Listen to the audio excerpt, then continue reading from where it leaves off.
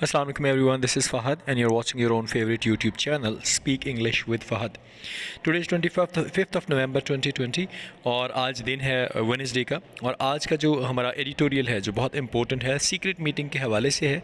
Israel prime minister Benjamin Netanyahu ने उसने एक विज़िट किया है जी नॉर्दर्न सऊदी अरेबिया को, सऊदी सिटी को, और उन्होंने जो क्राउन प्रिंस है मोहम्मद बिन सलमान संडे को जो उन्होंने एक मीटिंग की है उसके हवाले से काफ़ी ज़्यादा रूमर्स हैं या सच्चाइयाँ हैं या जो भी चीज़ें हैं या ये जो चीज़ें हैं ये हमारा ख़ित्ते के ऊपर किस किस्म के इशू, किस किस्म के इसके जो असरात ज़ाहिर होने वाले हैं और पाकिस्तान का यहाँ पे क्या रोल है या पाकिस्तान के लिए कंडीशंस कैसी होने जाने वाली हैं, इसके हवाले से इसमें डिटेल बयान की गई है।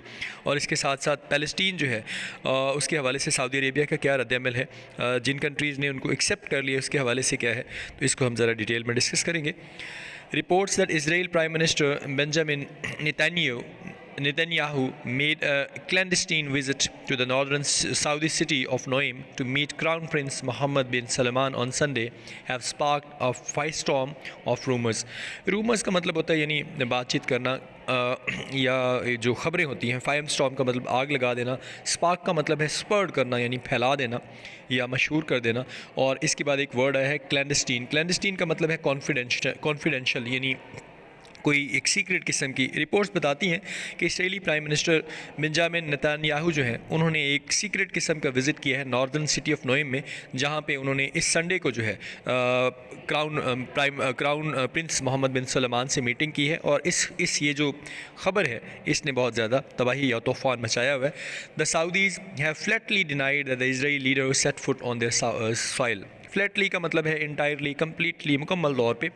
जो सऊदीज़ हैं उन्होंने मुकम्मल तौर पे इस बात को डिनाई किया है, इस बात को तस्लीम नहीं किया, इनकार किया है कि इसराइली लीडर जो है उन्होंने उनका जो वतन है वहाँ पे वो आया है।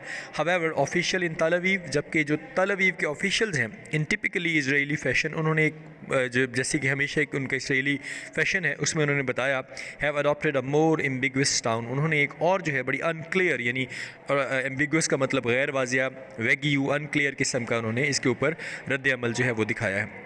Several media outlets in Israel say the visit indeed took place. काफ़ी मीडिया आउटलेट्स हैं जो इसराइल में वो कहते हैं कि जी ताहम ये जो विज़िट है ये ज़रूर हुआ।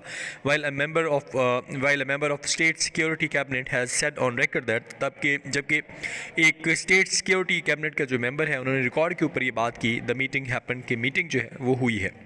What ever the truth of the matter, जो भी इस मैटर में सच्चाई है, it is clear that fervent moves are being made in the shadows to bring the Arabs and Israel close to each other।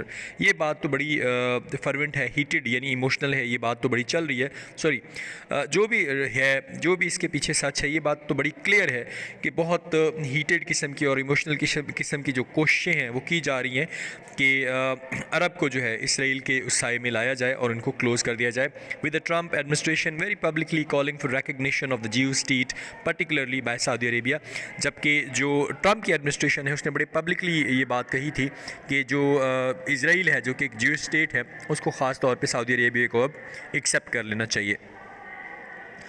Well, over the past few months, the UAE, Bahrain and Sudan have struck peace deals with Israel। अगर चंद पिछले महीनों में आप देखें तो recently UAE ने, बहरान ने और सूडान ने जो है अमन जो मुज़ाकरात हैं इसराइल के साथ कर लिए हैं। It would be a game changer for Saudi Arabia to do so. अगर सऊदी अरेबिया ऐसा करता है तो ये तो एक गेम चेंजर होगा, इसके हवाले से हमें देखना होगा।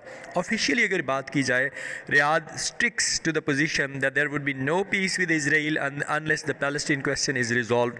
रियाद जो है इस बात के ऊपर डटा हुआ है अपनी इस पोजीशन के ऊपर कि तब तक किसी किस्म की कोई अमन डील इसराइल के साथ नहीं हो सकती जब तक पैलेस्टीन का जो मसला है, जो सवाल है, वो हल नहीं हो जाता।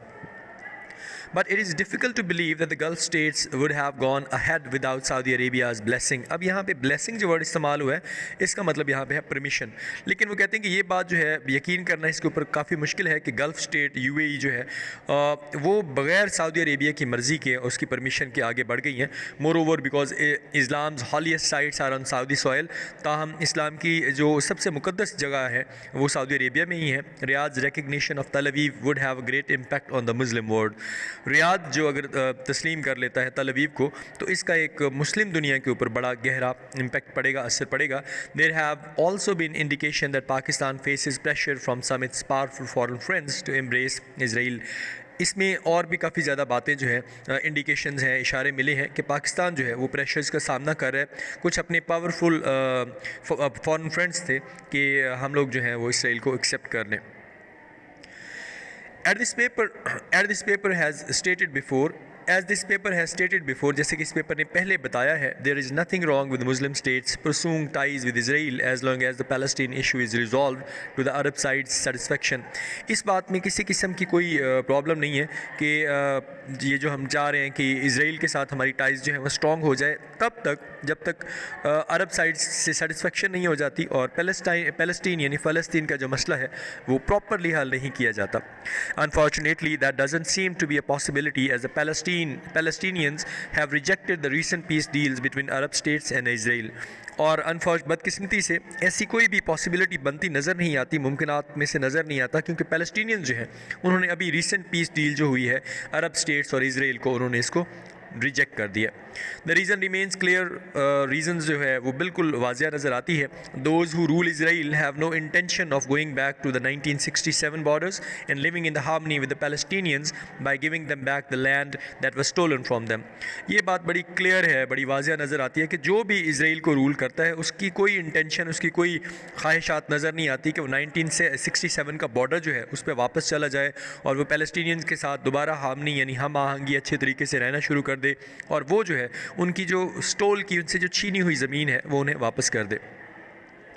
इन फैक्ट दर हकीकत the Palestinians are being offered so called deal of the century. इसके बरक्स जो है देखा जाए तो पैलेस्टीनियंस जो है उनको एक so called deal of century की तरफ लाया जा रहा है, which is in fact an instrument of surrender design to declare a clear victory of Israel, जो बेसिकली एक हथियार के तौर पे इस्तेमाल होगा कि वो डिज़ाइन किया गया है कि वो इसराइल की जो है विक्ट्री है उसको जो है उसकी जो जीत है उसको जाहिर करेगा और उनको सरेंडर कर देगा। The perpetual humiliation for the Arab, जो परपेचुअल का मतलब होता है ऑलवेज, जो हमें ह्यूमिलेशन का मतलब है इंसल्ट, जो कि अरब्स की हमेशा के लिए इंसल्ट है। The Palestinians continue to resist, Palestinian जो है उन्होंने अपनी जो उसके बात के ऊपर वो डटे हुए हैं, वो जारी हैं, वो रेजिस्ट कर रहे हैं, because they are denied basic human rights, क्योंकि जो उनके बेसिक ह्यूमन राइट्स हैं, उनके जो हुकूक है उन एंड डिग्निटी और उनकी जो रिस्पेक्ट है उनसे उन्हें अलग रखा गया, उनसे उनका इनकार किया गया। Going back to the Arabs dealing with Israel, अगर हम वापस इसराइल के हवाले से बात करें जो अरब्स के साथ उनकी डील जा रही है, it is apparent that these moves are being made to please the Trump administration. ये बात बड़ी अपेरेंट है, बड़ी क्लियर है, बड़ी वाजिया है कि इस तरह के जितने भी काम किए जा रहे हैं ये ट्रंप एडमिनिस्ट्रेशन को खुश करने के लिए किए जा रहे हैं, which is soon to exit Washington, जो बहुत जल्द वाशिंगटन से निकलने वाली है। However, if the new Arab-Israel alliance is being cemented, ताहम अगर ये जो नए अरब इसराइली ये जो इत्तेहाद है ये मजबूत हो जाता है, सीमेंटेड का मतलब है सिक्योर्ड होना, पुख्ता हो जाना, टू कन्फ्रंट ईरान के साथ लड़ाई के लिए एंड इट्स रीजनल एलाइज और उसके रीजन के इत्तेहादी हैं उनके साथ, देन इंस्टेड ऑफ पीस, तो फिर पीस के अलावा, अमन के अलावा मोर इंस्टेबिलिटी कैन बी एक्सपेक्टेड, और ज़्यादा जो है लड़ाई या जंगें जो हैं उनको एक्सपेक्ट किया जा सकता है। As Tehran arch nemesis Israel now has a foothold in the Gulf, क्योंकि तेहरान का जो सबसे बड़ा दुश्मन है, आर्क नेमिसिस का मतलब होता है बहुत बड़ा अब्दी दुश्मन, या आप इसको एनिमी या फो बोल सकते हैं, वो जो है अब अपनी कदम जो है अपना जो फुट होल्ड है वो गल्फ में गाड़ चुका है। द वीक्स अहेड, चंद हफ्तों की अगर बात करें, मे अनरेवल न्यू सरप्राइजेस, कुछ नए किस्म के जो चौंका देने वाले हालात हैं उनको अनरिवील किया जा सकता है, अनफोल्ड किया जा सकता है या दिखाया जा सकता है in the regard and in this regard, इस हवाले से, एंड स्टेट्स इंक्लूडिंग पाकिस्तान, और पाकिस्तान के हवाले से भी will have to mould their policies accordingly, और पाकिस्तान को जो है इसके अकॉर्डिंग अपनी पॉलिसीज़ जो है उनको ढाल लेना चाहिए, उनको इस तरह बदल लेना चाहिए। सो आज का डॉन एडिटोरियल यही था।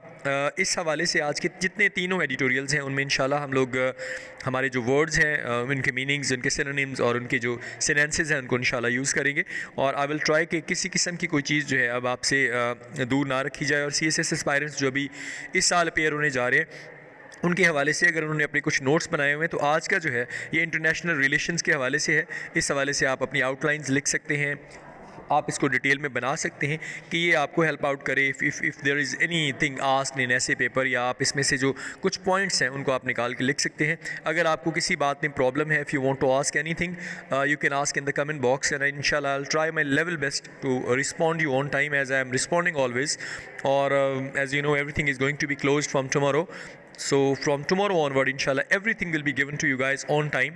जैसे आई होप कि आई ट्राई कि मैं तीनों जो मेरे एडिटोरियल्स हैं उनको इंशाल्लाह प्रॉपरली एक्सप्लेन किया करूँगा, उनकी प्रॉपर आपको वीडियोज़ मिला करेंगी। अपना बहुत ज़्यादा ख्याल रखें जी, मुझे दुआओं में याद रखें। अस्सलाम वालेकुम, अल्लाह हाफिज़।